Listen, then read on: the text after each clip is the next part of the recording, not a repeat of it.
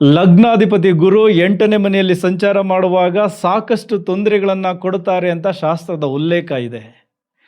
8ನೇ ಮನೆಯಲ್ಲಿ ಸಂಚಾರ ಮಾಡುತ್ತಾ 12ನೇ ಮನೆ ವ್ಯಯಸ್ಥಾನಕ್ಕೆ ದೃಷ್ಟಿಯನ್ನು ಕೊಟ್ಟಾಗ ನಮಗೆ ಶುಭ ವ್ಯಯಗಳಾಗುತ್ತಾ, ದುಂದುವೆಚ್ಚಗಳಾಗುತ್ತಾ ಎಲ್ಲವನ್ನ ನೋಡೋಣ. ಅದೇ ರೀತಿ ಅಷ್ಟಮ ಸ್ಥಾನದಿಂದ ನಮ್ಮ ಧನಸ್ಥಾನಕ್ಕೆ ದೃಷ್ಟಿಯನ್ನು ಕೊಟ್ಟಾಗ ಅನಿರೀಕ್ಷಿತ ಧನಲಾಭಗಳು ಕೂಡ ಇವೆ, ಅದರ ಲೆಕ್ಕಾಚಾರವನ್ನು ನೋಡೋಣ. ಇನ್ನು ಅದೇ ರೀತಿ ನಮ್ಮ 4ನೇ ಮನೆಗೆ ಅಷ್ಟಮ ಸ್ಥಾನದಿಂದ ಅವರ 9ನೇ ದೃಷ್ಟಿಯನ್ನು ಕೊಟ್ಟಾಗ 4ನೇ ಮನೆ ಸುಖಸ್ಥಾನ, ವಾಹನ, ತಾಯಿ, ಭೂಮಿ, ಈ ಎಲ್ಲ ವಿಚಾರಗಳಲ್ಲೂ ಕೂಡ ಶುಭ ಸುದ್ದಿಗಳಿವೆ. ಎಸ್, ನಾನು ಯಾರ ಬಗ್ಗೆ ಮಾತಾಡ್ತಾ ಇದ್ದೀನಿ ಅಂದರೆ ಧನುಸು ಲಗ್ನ, ಧನುಸು ರಾಶಿಯವರಿಗೆ ಗುರು ಗೋಚಾರ ಫಲ 2026, 2027 ಸಪ್ತಮದಲ್ಲಿ ಸಂಚಾರ ಮಾಡ್ತಾ ಇರುವಂತಹ ಗುರು ಇದೇ 2026 ಜೂನ್ 2ನೇ ತಾರೀಕು ಮಿಥುನ ರಾಶಿಯಿಂದ ಕರ್ಕಾಟಕ ರಾಶಿಗೆ ಬರ್ತಾರೆ. ಕರ್ಕಾಟಕ ರಾಶಿ, ಧನುಸು ಲಗ್ನ, ಧನುಸು ರಾಶಿಯವರಿಗೆ ಅಷ್ಟಮ ಸ್ಥಾನ. ಬಟ್ ಗುರು ಹೋಗಿ ಸಂಚಾರ ಮಾಡ್ತಾ ಇರೋದು ಅವರಿಗೆ ಉಚ್ಚ ಸ್ಥಾನವಾಗಿರುವ ಕರ್ಕಾಟಕ ರಾಶಿಯಲ್ಲಿ. ಎಸ್, ನೋಡಿ ಒಂದು ಎಕ್ಸಾಂಪಲ್. ಒಬ್ಬ ಮನುಷ್ಯ ನೀರಿಗೋಸ್ಕರ ಭೂಮಿನ ತೋಡ್ತಾ ಇದ್ದಾನೆ, ತುಂಬ ದಿನದಿಂದ ತೋಡ್ತಾ ಇದ್ದಾನೆ, ನೀರು ಸಿಗ್ತಾ ಇಲ್ಲ. ಆದರೂ ಅವನ ಪ್ರಯತ್ನವನ್ನು ನಿಲ್ಲಿಸ್ತಾ ಇಲ್ಲ. ಏನೊಂದು ಸ್ವಂತ ಬಲದಿಂದ ಆ ಪ್ರಯತ್ನ ನಡೀತಾನೆ ಇದೆ. ಇದ್ದಕ್ಕಿದ್ದಂಗೆ ನೀರು ಸಿಗೋದಿಲ್ಲ, ನಿಧಿ ಸಿಕ್ಬಿಡ್ತದೆ. ಇದು ಅಷ್ಟಮ ಸ್ಥಾನದ ಪವರ್. ಈಗ ನಿಮಗೆ ಆ ಪವರ್ ಸಿಗುತ್ತೆ. ನಿಮ್ಮ ಕಷ್ಟಗಳಿಗೆ ನಿಜಕ್ಕೂ ಒಂದು ಅನಿರೀಕ್ಷಿತ ಲಾಭ ಖಂಡಿತ ಕಾಯ್ತಾ ಇದೆ ಈ 1 ವರ್ಷಗಳ ಕಾಲ.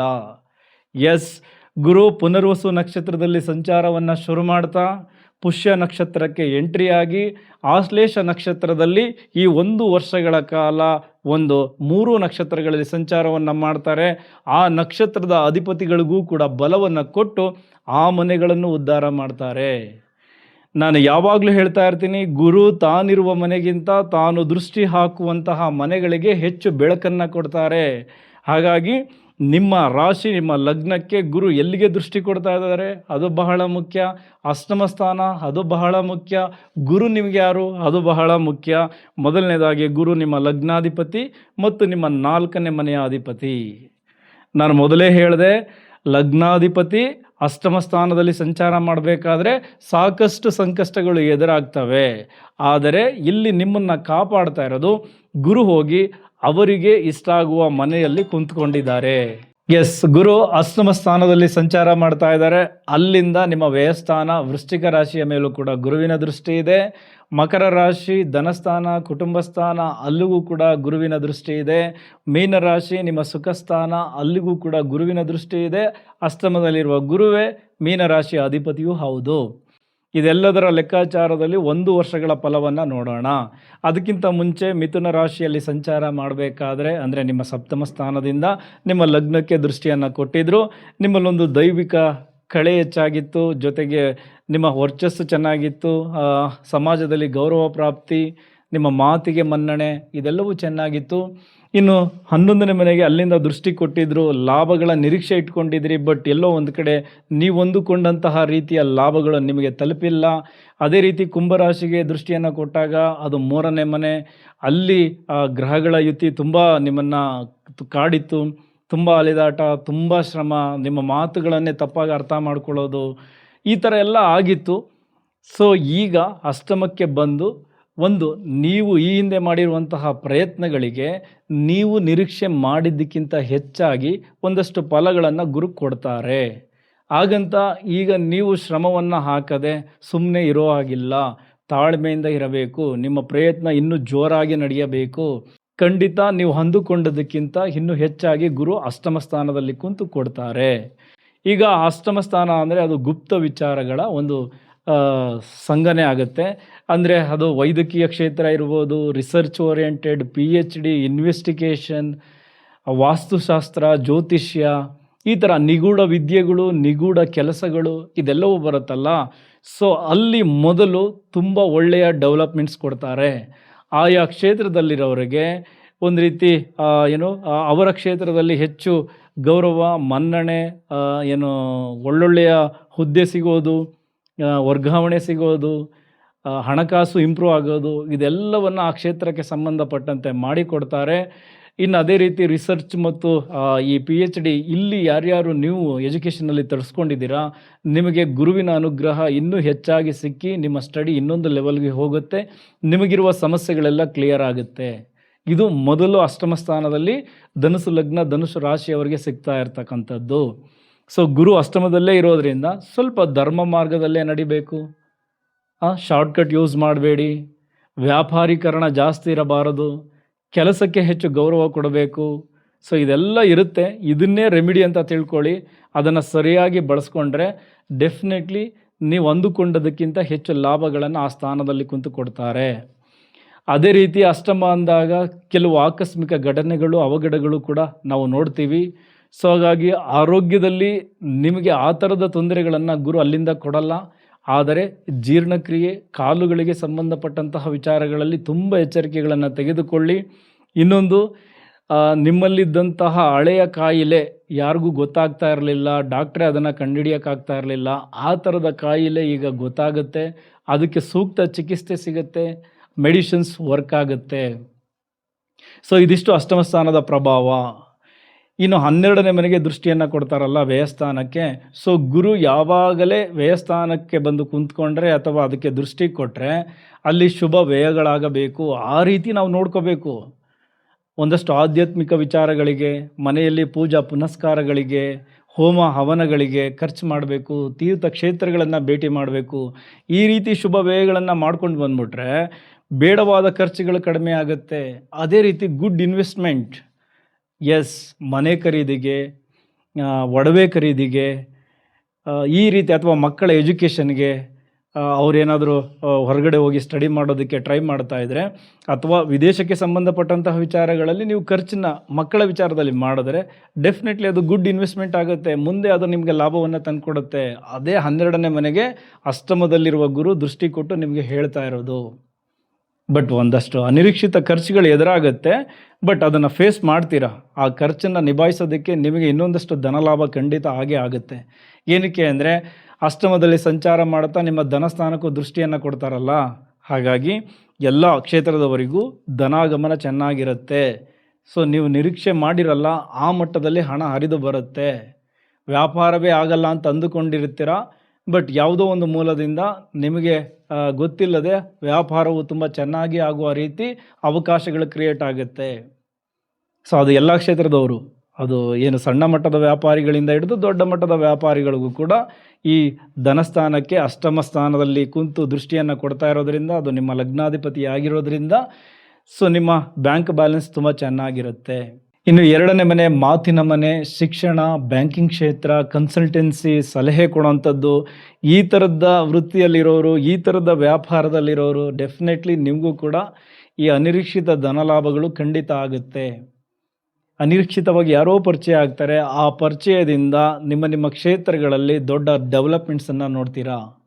ಇನ್ನು 8ನೇ ಮನೆಯಲ್ಲಿ ಅದು ಉಚ್ಚ ಸ್ಥಾನದಲ್ಲಿ ಗುರುವಿನ ಸಂಚಾರ ಆಗ್ತಾ ಇರೋದ್ರಿಂದ 1 ವರ್ಷಗಳ ಕಾಲ ಕೋರ್ಟ್ ವಿಚಾರದಲ್ಲಿ ನೀವು ಸೋಲನ್ನು ಕಾಣ್ತಾ ಇದ್ದರೆ ಈಗ ಅದು ಗೆಲುವಿನ ಹಂತಕ್ಕೆ ಬರುತ್ತೆ.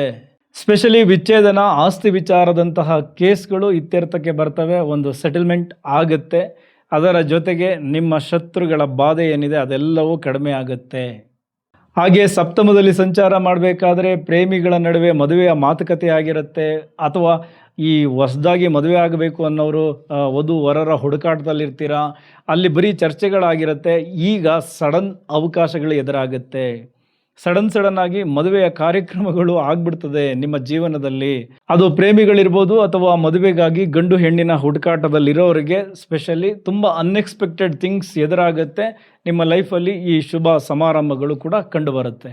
ಇನ್ನು ಅದೇ ರೀತಿ ದೀರ್ಘಕಾಲದ ಆರೋಗ್ಯ ಸಮಸ್ಯೆಯಿಂದ ಸಂತಾನದಲ್ಲಿ ನೀವು ಸಮಸ್ಯೆಯನ್ನು ಎದುರಿಸ್ತಾ ಇದ್ದರೆ ಈಗ ಅದಕ್ಕೆ ಮುಕ್ತಿ ಸಿಗುತ್ತೆ. ಸೊ ನಿಮಗೂ ಕೂಡ ಒಂದು ಗುಡ್ ನ್ಯೂಸ್ ಅಷ್ಟಮದ ಗುರುವಿನ ಸಂಚಾರದಿಂದ ಸಿಗುತ್ತೆ. ಹಾಗೆ ಸರ್ಕಾರಿ ಅಧಿಕಾರಿಗಳಿರಲಿ, ಪ್ರೈವೇಟ್ ಎಂಪ್ಲಾಯೀಸ್ ಇರಲಿ, ನಿಮಗೂ ಕೂಡ ಒಂದು ರೀತಿ ಅನಿರೀಕ್ಷಿತ ಬದಲಾವಣೆಗಳು ಇದ್ದಕ್ಕಿದ್ದಂಗೆ ನೀವು ಅಂದುಕೊಂಡಂತಹ ಜಾಗಕ್ಕೆ ನಿಮಗೆ ಪೋಸ್ಟಿಂಗ್ ಸಿಗಬಹುದು, ವರ್ಗಾವಣೆ ಆಗಬಹುದು, ಸ್ಯಾಲ್ರಿ ಹೈಕ್ ಆಗ್ಬೋದು. ಪ್ರೈವೇಟ್ ಎಂಪ್ಲಾಯೀಸ್ಗೆ ಹೊಸದಾಗಿ ಕೆಲಸ ಹುಡುಕೋರಿಗೆ ಕೆಲಸವೇ ಸಿಗೋದಿಲ್ಲ ಅಂತ ಅಂದುಕೊಂಡಿದ್ರಿ, ಸಡನ್ಲಿ HR ಇಂದ ಕಾಲ್ ಬರುತ್ತೆ. ಸೊ ಒಳ್ಳೆಯ ಸಂಬಳಕ್ಕೆ ಕೆಲಸಕ್ಕೆ ಸೇರ್ಕೊಳ್ತೀರಾ.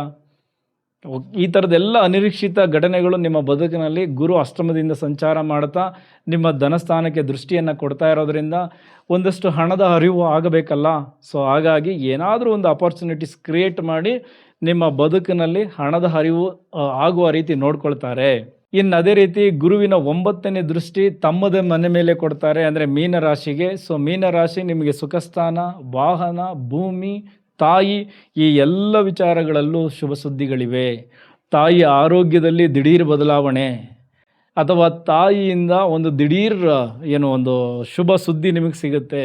ಆಸ್ತಿ ವರ್ಗಾವಣೆ ಮಾಡಬಹುದು, ಪೂರ್ವಜರ ಆಸ್ತಿ ಸಿಗಬಹುದು, ವಾಹನ ಖರೀದಿಗೆ ಮುಂದಾಗ್ತೀರಾ, ಭೂಮಿ ಖರೀದಿಗೆ ಮುಂದಾಗ್ತೀರಾ, ಮನೆಯನ್ನು ತೆಗೆದುಕೊಳ್ಳೋದಕ್ಕೆ ಮುಂದಾಗ್ತೀರಾ ಅಥವಾ ಮನೆಯ ನವೀಕರಣಕ್ಕೆ ಮುಂದಾಗ್ತೀರಾ.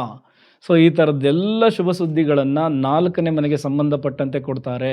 ಇನ್ನು 4ನೇ ಮನೆ ವಿದ್ಯಾಸ್ಥಾನ, ಧನುಸು ರಾಶಿ, ಧನುಸು ಲಗ್ನದ ವಿದ್ಯಾರ್ಥಿಗಳಿಗೆ ಜ್ಞಾನಾರ್ಜನೆ ತುಂಬ ಚೆನ್ನಾಗಾಗುತ್ತೆ, ಶಾಲೆ ಬದಲಾವಣೆ ಆಗುತ್ತೆ, ಟೀಚರ್ಸ್ ಬದಲಾಗ್ತಾರೆ, ಒಳ್ಳೆಯ ಟೀಚರ್ಸ್ ಸಿಗುತ್ತೆ.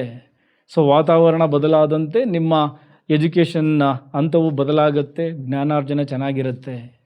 ಅದೇ ರೀತಿ ಮಕ್ಕಳ ವಿಚಾರದಲ್ಲಿ ಧನುಸು ರಾಶಿ, ಧನುಸು ಲಗ್ನದವರಿಗೂ ತುಂಬ ಖುಷಿಯ ವಿಚಾರಗಳು ಕಾದಿರುತ್ತೆ. ಇನ್ನು ಅದೇ ರೀತಿ 4ನೇ ಮನೆ ಭೂಮಿ ಅಂದರೆ ನಮ್ಮ ಅನ್ನದಾತರಿಗೆ ಅದೇ ಚಿನ್ನ. ಸೊ ಅಲ್ಲಿ ನೀವು ಒಳ್ಳೆಯ ಬೆಳೆಯನ್ನು ಬೆಳಿತೀರಾ, ನಿಮ್ಮ ಬೆಳೆಗೆ ಹೆಚ್ಚಿನ ಬೆಲೆ ಸಿಗುತ್ತೆ. ಅದರ ಜೊತೆಗೆ ಈ ಭೂಮಿಯ ಅಡಿಯಲ್ಲಿ ಯಾವ್ಯಾವ ಬೆಳೆ ಬೆಳಿತೀರಲ್ಲ, ಅದು ಅರಿಶಿಣ ಇರ್ಬೋದು, ಶುಂಠಿ ಇರ್ಬೋದು, ಈ ಥರದ ಬೆಳೆಗಳಿಗೆ ಹೆಚ್ಚು ಬೆಲೆ ಸಿಗುತ್ತೆ. ಅದರಿಂದ ನಿಮ್ಮ ಒಂದು ಹಣಗಳಿಕೆ ಜಾಸ್ತಿ ಆಗುತ್ತೆ. ಅದೇ ರೀತಿ ನಿಮ್ಮ ಹಳೆಯ ಆಸ್ತಿ ವಿಚಾರಗಳೇನಾದರೂ ಪೆಂಡಿಂಗ್ ಇದ್ದು ನಿಮ್ಮ ಪರವಾಗಿ ಬರಬೇಕಾದ ಆಸ್ತಿ ಎಲ್ಲೋ ಒಂದು ಕಡೆ ಸ್ಟಕ್ ಆಗಿದ್ರೆ ಸೊ ಖಂಡಿತ ಅದು ನಿಮಗೆ ಸಿಗುತ್ತೆ. ಅದೇ ರೀತಿ ಆ ನಕ್ಷತ್ರಗಳಲ್ಲಿ ಸಂಚಾರ ಮಾಡಬೇಕಾದ್ರೆ, ಅಂದರೆ ಪುಷ್ಯ ನಕ್ಷತ್ರದಲ್ಲಿ ಸಂಚಾರ ಮಾಡಬೇಕಾದ್ರೆ ಪುಷ್ಯಕ್ಕೆ ಶನಿ ಅಧಿಪತಿ ಆಗ್ತಾರೆ.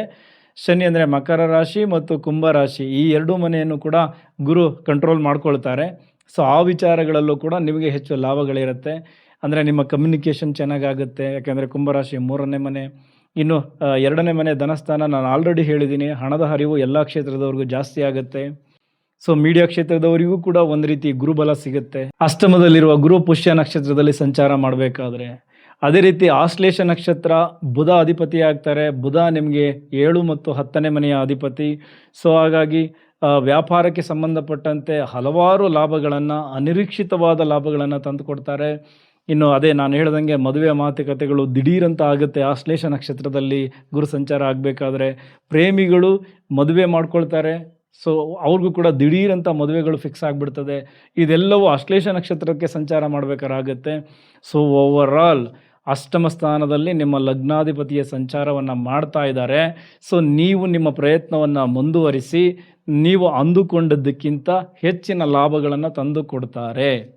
ಅದರ ಜೊತೆಗೆ ಆರೋಗ್ಯಕ್ಕೆ ಸಂಬಂಧಪಟ್ಟಂತೆ ಬೇರೆ ಬೇರೆ ಖರ್ಚುಗಳನ್ನು ಮಾಡದೆ ತುಂಬ ಒಳ್ಳೆಯ ವ್ಯಯಗಳನ್ನಾಗಿ ನೋಡಿಕೊಂಡ್ರೆ ಅಷ್ಟಮದಲ್ಲಿ ಆಗಬೇಕಾದಂತಹ ನೆಗೆಟಿವ್ ವಿಚಾರಗಳೆಲ್ಲ ಕಡಿಮೆಯಾಗಿ ಸಾಕಷ್ಟು ಪಾಸಿಟಿವ್ ವಿಚಾರಗಳೇ ನಿಮ್ಮನ್ನು ಹುಡ್ಕೊಂಡು ಬರುತ್ತೆ. ಯಾಕೆಂದರೆ ಉಚ್ಚ ಸ್ಥಾನದಲ್ಲಿ ಗುರು ಸಂಚಾರ ಮಾಡ್ತಾ ಇರೋದ್ರಿಂದ.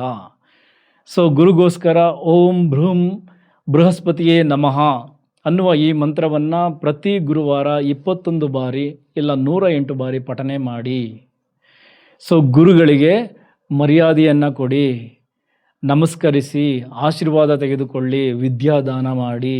ಸೊ ಈ ರೀತಿ ಪ್ರಾಯೋಗಿಕ ಪರಿಹಾರಗಳನ್ನು ಮಾಡ್ಕೊಂಡು ಬನ್ನಿ. ಡೆಫಿನೆಟ್ಲಿ ಅಷ್ಟಮದ ಗುರು ಇನ್ನೊಂದಷ್ಟು ನಿಮಗೆ ಅನಿರೀಕ್ಷಿತ ಧನಲಾಭಗಳನ್ನು ತಂದು ಕೊಡ್ತಾರೆ. ಎಲ್ಲರಿಗೂ ಒಳ್ಳೆಯದಾಗಲಿ. ಇಲ್ಲಿವರೆಗೂ ವಿಡಿಯೋ ನೋಡೋದಕ್ಕೆ ಧನ್ಯವಾದಗಳು. Thank you very much.